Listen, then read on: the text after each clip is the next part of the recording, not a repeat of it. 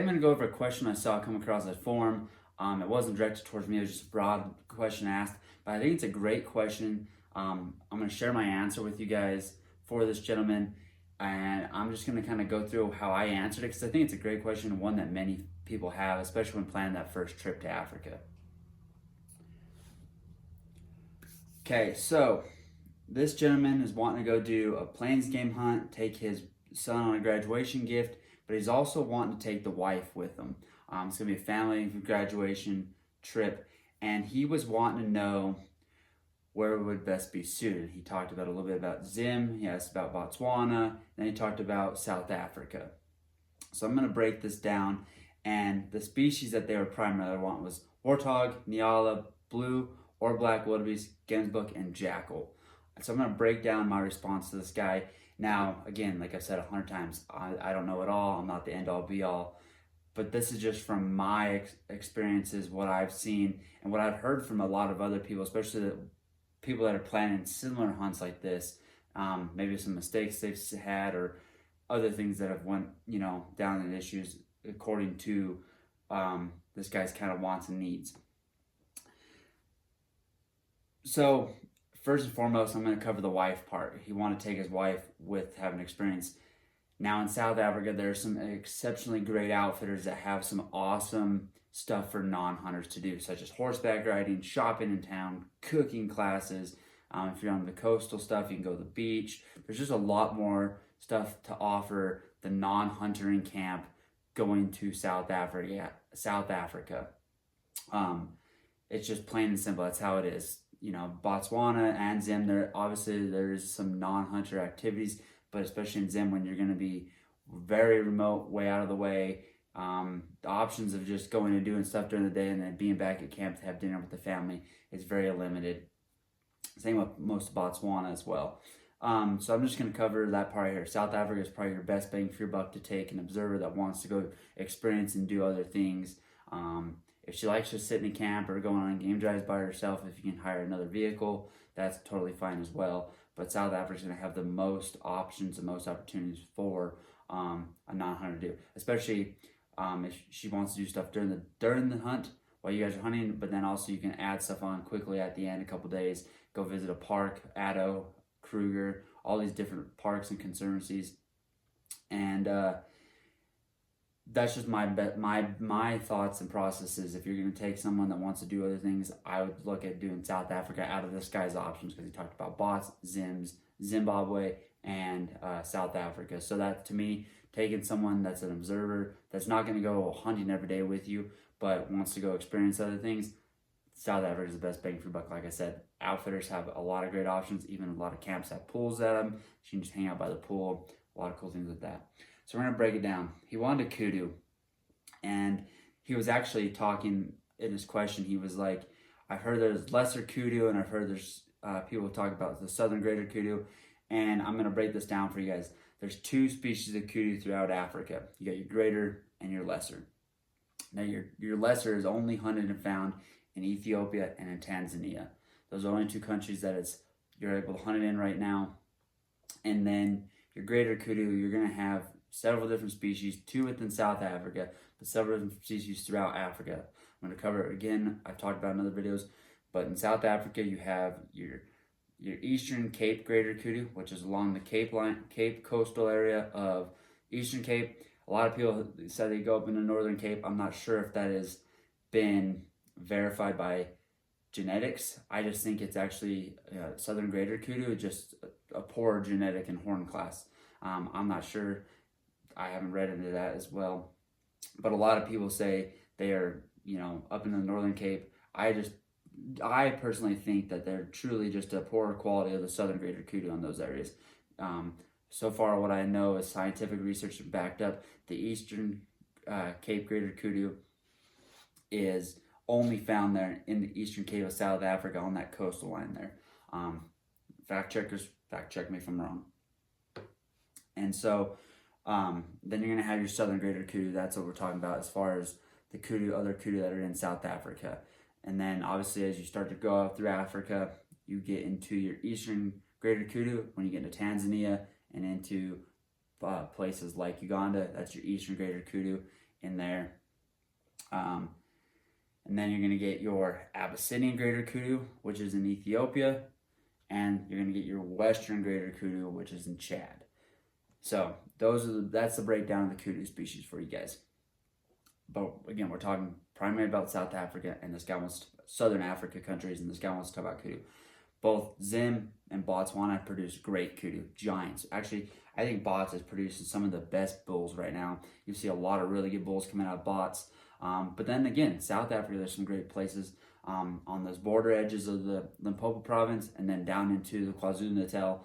They're taking some fabulous bulls, 55 plus inch bulls, tremendous bulls actually, in all three of those countries. So that's kind of the one. If you want to find a specialty outfitter that's been producing or has a better area, that's what you want to do. But this guy has a kind of a broader spectrum than just hunting kudu. But I wanted to break that down for him. Is, you know, the three countries that he has, there's options and opportunities in all three of those to take really great bulls if you find the right outfitter in the right areas with the right genetics, because there's some big bulls. I just seen a Bus Charlton, and they just took a 55 by 56 inch bull and Zim yesterday. So I mean, it's a great bull, beautiful bull, has perfectly tipped out, you know, he's just a beautiful bull. So there's great bulls being taken in all three countries for the Southern Greater Kudu. And then we'll go down here.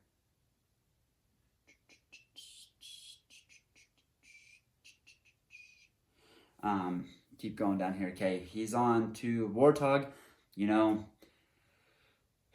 Warthog, that's just an animal of opportunity, if you ask me.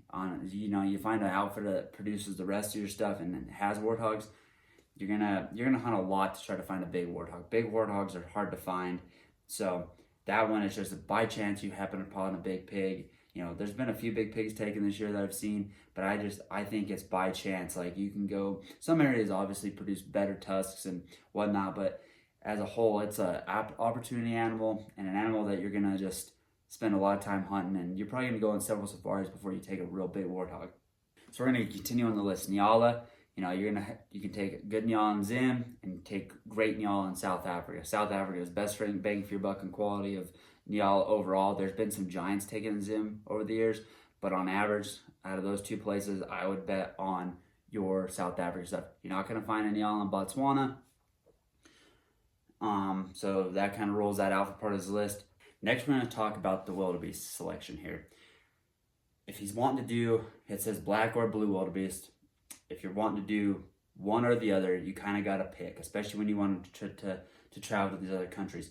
Botswana has black wildebeest and Zimbabwe has black wildebeest. Very limited on private property, private game ranches. And the last ones entered in the SCI record book from Botswana was like in 2008. And then the last one from Zimbabwe is like in 1990 something. So it's been a long time since they've been entered in the book. Doesn't mean they haven't been taken between, but there's very few entries from both those countries, and there's a very small population of them on private game ranches. So again, if you want to do black, you're going to want to go to South Africa. 100% is where you want to go if you want to add the black to that, or if you want to do black and a blue, like if you're someone to shoot a black and you want to shoot a blue, vice versa, that would be the place to go. It'd be South Africa, so you can get a pedestal mount like this, double pedestal with a blue and a black. So you got to know that part is for there. Again, they are in those other countries, but very limited. And again, they haven't been entered in the SCA record book for a long time. Same thing with the Gemsbuck. Again, there's Gemsbuck in all three places. The last Gemsbuck entered in the SCI record book for Zimbabwe was in 1999. So it shows you it's been a long time since one's been entered. There's still the possibility of hunting them there on private game ranches, but very, very limited and finite. So, and then same with Botswana. Botswana produces some great bulls, again, on private game ranches. And there's been a lot more in the SCI record book, even up into 2017, 18. But if you want to do this safari that this guy wants to do, I would focus heavily on South Africa. It ticks a lot of the boxes for him. It gives him a place for his wife to go and enjoy, do things to add on, and add a lot more on to the end of the beginning for family time. You get black and blue wildebeest there. You get great kudu, you get big Nyala, and you get the option to do black or blue wildebeest, and then also the Gemsbuck, big Gemsbuck are there. So that really fits his list, and plus there's plenty of warthogs throughout South Africa. So out of this guy's options, where he wanted to do was talking about Botswana, Zimbabwe, or South Africa. South Africa fits him the best based upon his species list and taking his family for their graduation present and like a family vacation. So that's a big thing, is when I see a lot of questions, and the reason I'm sharing my answer to this one is because I know a lot of other people have similar questions, like where should they go? Can we do this here? Can we do that there? There's, the difference with South Africa is there's so many options, and people can get kind of deluded thinking they see a photo or see something on TV and like, oh, I want to hunt that. That's got to be in South Africa, right? Like a Gerenuk or a lesser kudu or a puku. Like, no, they're not in South Africa. You got to go to other countries to hunt them. And same with people that think, okay, I'm going to go hunt a blue diker in South Africa, but I want to hunt a dik-dik. There's no dik-dik in South Africa. The closest one is the Damara dik-dik, which is up in Namibia.